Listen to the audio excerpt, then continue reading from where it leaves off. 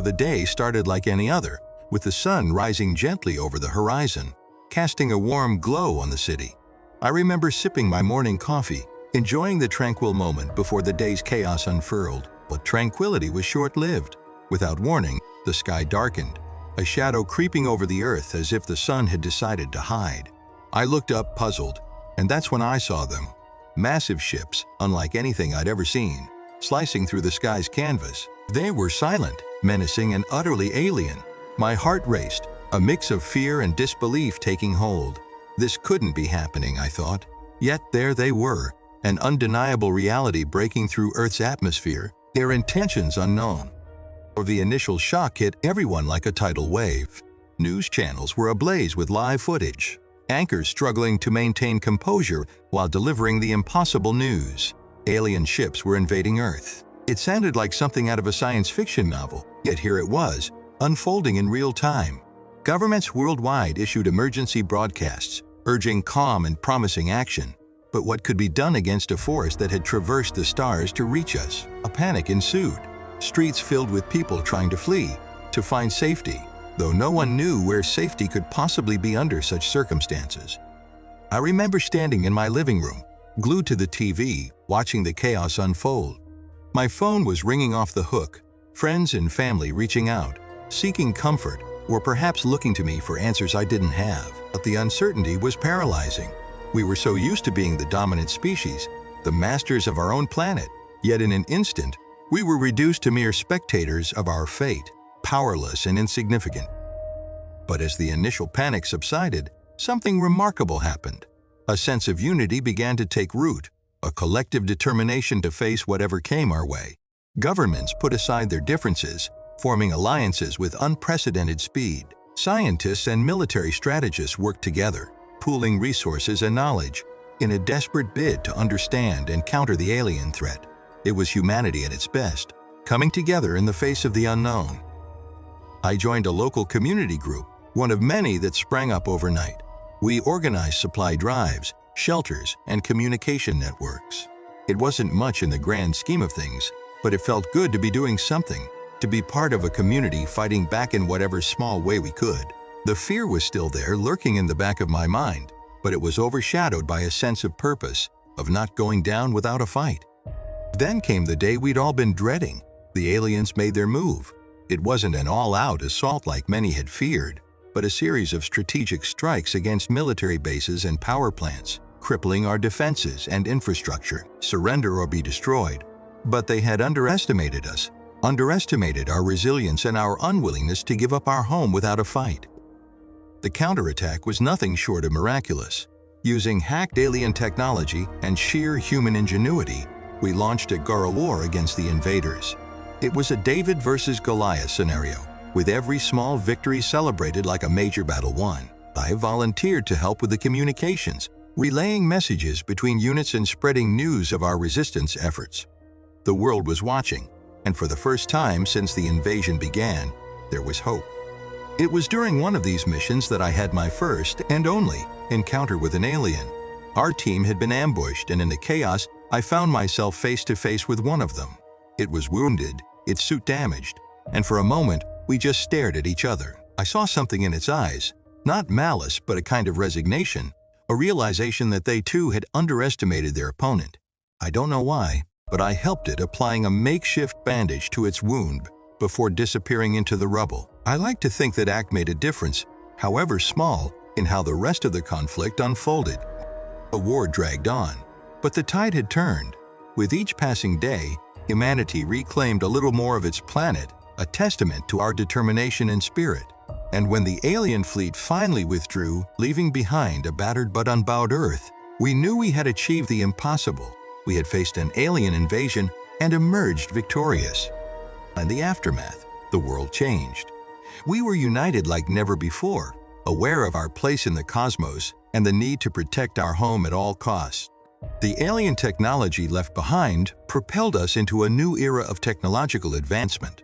But the greatest lesson was one of resilience, of what humanity could achieve when faced with the unthinkable.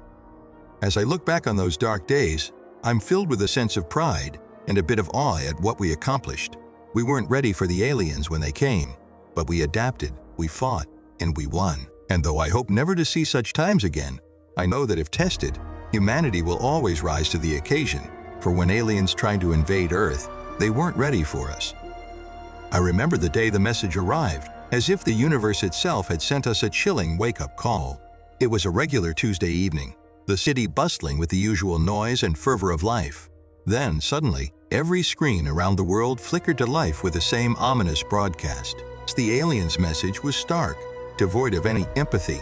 They viewed Earth as nothing more than a stepping stone, its inhabitants an easy conquest. Their intentions were clear: submit or be subjugated. The voice, synthetic and cold, echoed through the streets, a declaration of their perceived supremacy. It was a moment that could have broken us, sending our world spiraling into despair. But it didn't. Instead, something remarkable happened. The threat ignited a fire within the human spirit, a burning defiance that spread faster than fear could. In the face of annihilation, petty squabbles and long-standing disputes seemed trivial. Families held each other a little tighter. Neighbors who had never spoken shared words of encouragement, and rival nations opened channels of communication, their common enemy uniting them in a way peace talks never had. In the days that followed, the initial chaos gave way to a unified determination. I saw firsthand the transformation within my own community. The local gym became a makeshift training center where retired veterans taught self-defense techniques. Schools transformed into strategic meeting places where people of all walks of life shared ideas and resources. It was as if the entire fabric of society was being rewoven, stronger and more resilient than before.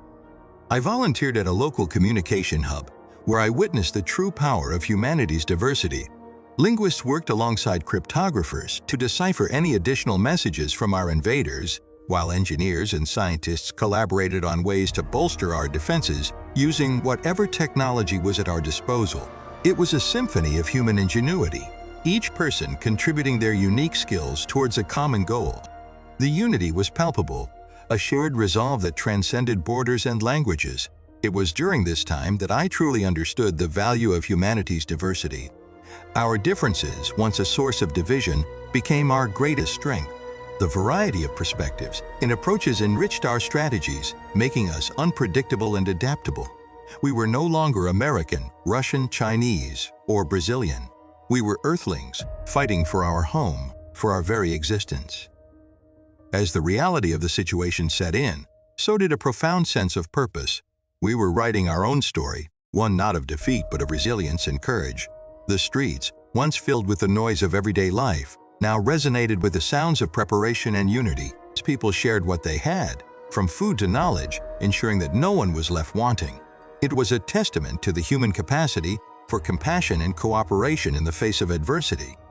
A message from the aliens, intended to intimidate and subdue, had instead sparked a global awakening. We realized that our planet, with all its beauty and diversity, was worth fighting for. The Earth, our home, was not just a piece of rock in the vast expanse of space. It was a living, breathing entity that nurtured us, and we were its guardians. As the day of the anticipated invasion drew closer, the world stood as one.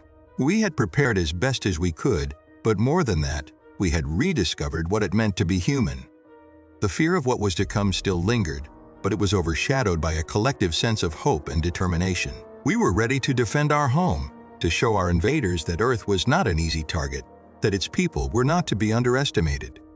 Looking back, the message that threatened our very existence also served as a catalyst for unity and growth. It reminded us of the importance of standing together, of the strength found in our diversity, and the unbreakable human spirit. No matter the outcome, we had already achieved something remarkable.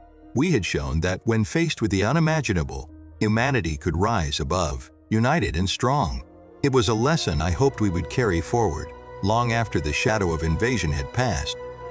As the reality of our situation became clear, the response was swift and unprecedented. Nations around the world, once divided by borders and ideologies, came together to form a global coalition. This alliance was a testament to humanity's ability to unite in the face of a common enemy.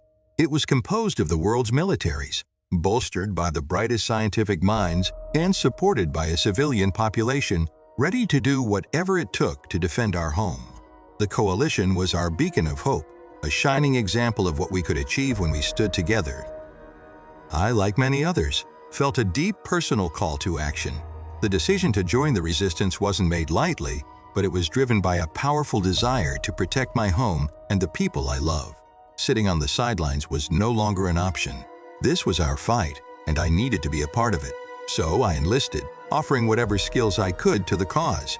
The feeling of signing up was a mix of fear, pride, and determination. I wasn't alone in this. Everywhere, people were stepping forward, ready to contribute in any way they could. Our first encounters with the alien invaders were harrowing. The battles were tough, fought on the edges of cities and in rural landscapes that had once been peaceful. These skirmishes showcased the raw bravery of humanity, as well as the daunting technological superiority of our foes. Their weapons were unlike anything we had seen, capable of devastating destruction with pinpoint accuracy. But we had something they didn't: ingenuity and a fierce will to survive. I remember the first time I was involved in a skirmish. The air was thick with tension, the silence before the storm deafening. When the aliens advanced, it was like watching a nightmare come to life. But amid the fear, there was a palpable sense of resolve among us.